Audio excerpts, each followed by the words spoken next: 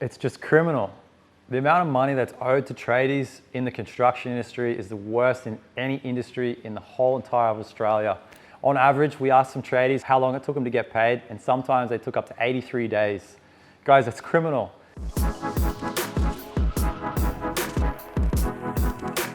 You need to have these contracts in place, whether it's a builder, a mate, a friend, a family.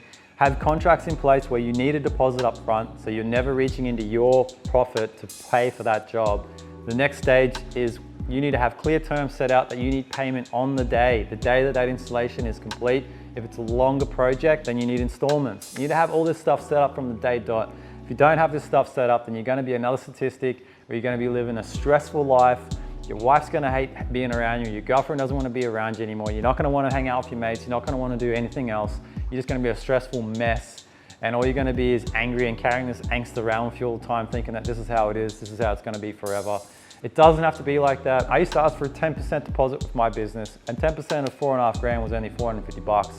You know, and I started getting to a point where my age receivables was getting a little bit out of control because I wasn't chasing the money as quickly as I could be.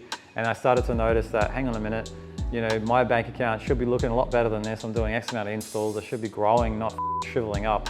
I changed it from a 10% to a flatline 1,000.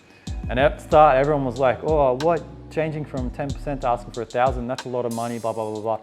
Fast forward 2 weeks later and just rolls off the tongue. Yep, no worries, I just need to grab a $1,000 deposit. How would you like to pay? It just became second nature. So you get that mentality out of your mindset about feeling weird about asking for a deposit or even asking for too much of a deposit.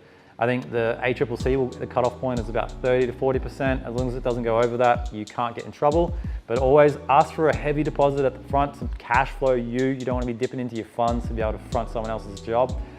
Tell them straight up, payment needs to be paid on the day at the time of installation of completed. Prompt that before you get there. How will you be paying today? If there's any type of pushback or ignorance or that you get ignored for asking those questions, and I guarantee you, you're not going to get paid straight away. They had no intentions of paying you straight away. Those are alarm bells. So start to look for those things. They're just simple terms. You're not asking for too much.